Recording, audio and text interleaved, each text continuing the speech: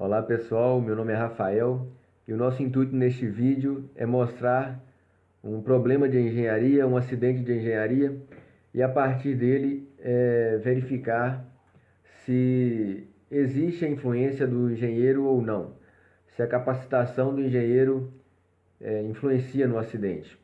E o nosso assunto aqui vai ser a Mars Climate Orbiter, que é uma sonda norte-americana que se acidentou em 1999. Bem, depois que Neil Armstrong e os outros astronautas chegaram à Lua em 1969, a humanidade tem se interessado cada vez mais pelo universo, pelas estrelas, pelos planetas. E aqui no Sistema Solar, o planeta que mais nos chama a atenção é o planeta Marte, né? Porque ele é muito parecido com a Terra em termos de temperatura, de solo e atmosfera. E além disso, Marte tem água congelada, né? E a água é um elemento muito importante para a vida. E, e há muito tempo já se considera a possibilidade de visitarmos este planeta, ou quem sabe até habitarmos este planeta. Então, a fim de descobrir mais sobre Marte, a NASA, que é a Agência Nacional Americana responsável pelos projetos e, e pesquisas relacionadas ao espaço, né? E eles desenvolveram então uma sonda capaz de estudar a atmosfera de Marte. Esta sonda ela foi nomeada de Mars Climate Orbiter e foi lançada em 11 de dezembro de 1998. Ela tinha previsão de chegar em Marte 9 meses mais tarde do seu lançamento. E ela contava com dois equipamentos principais de pesquisa.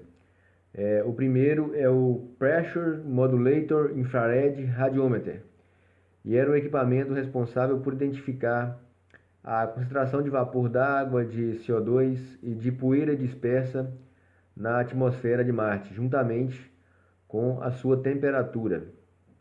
E o segundo equipamento era o Mars Color Imager. Era formado por duas câmeras e era responsável por captar a imagem das nuvens que se formavam em Marte, juntamente com as imagens da superfície marciana.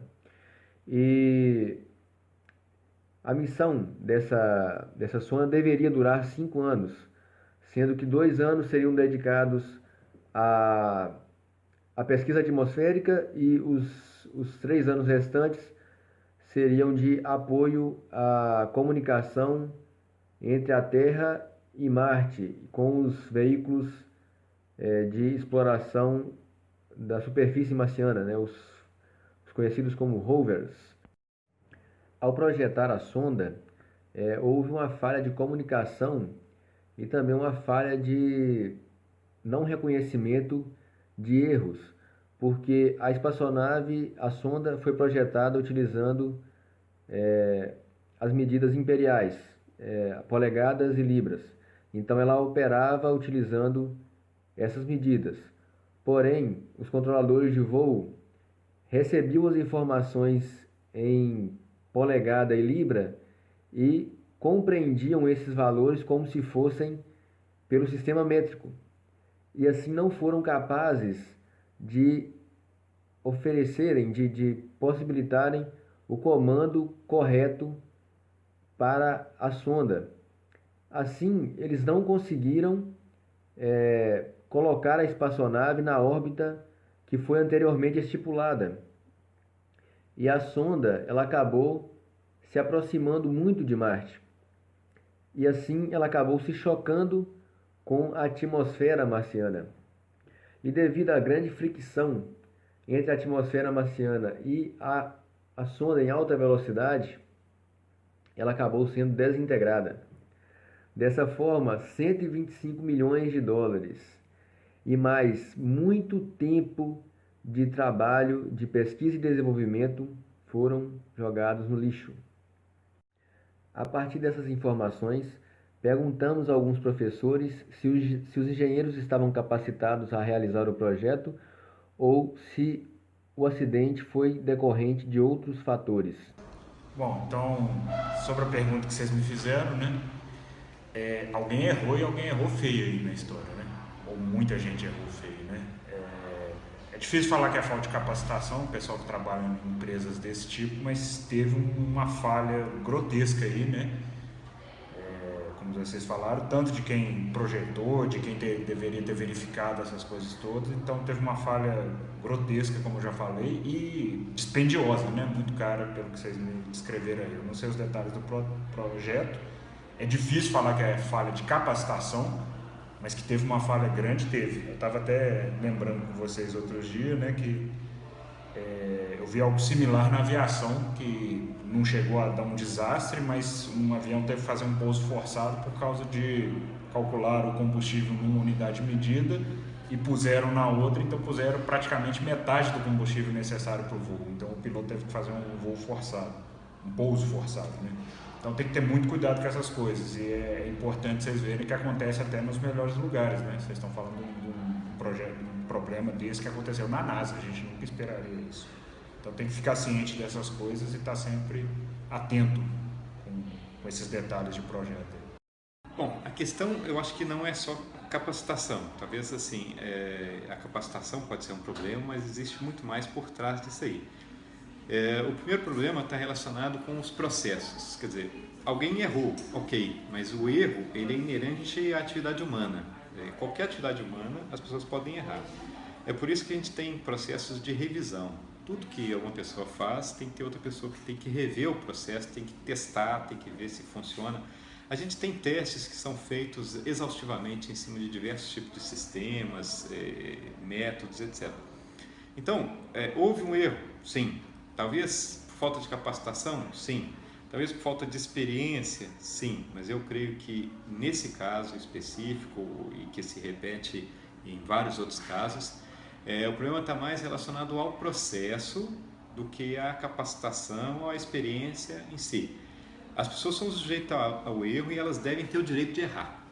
Então, todo processo, especialmente processo caro como esse, que significou um prejuízo milionário e mais um atraso de muitos anos nesse processo científico, desenvolvimento científico, ele poderia ser evitado se você tivesse nesse processo uma fase de teste, uma fase de revisão, uma fase de correção, de verificação.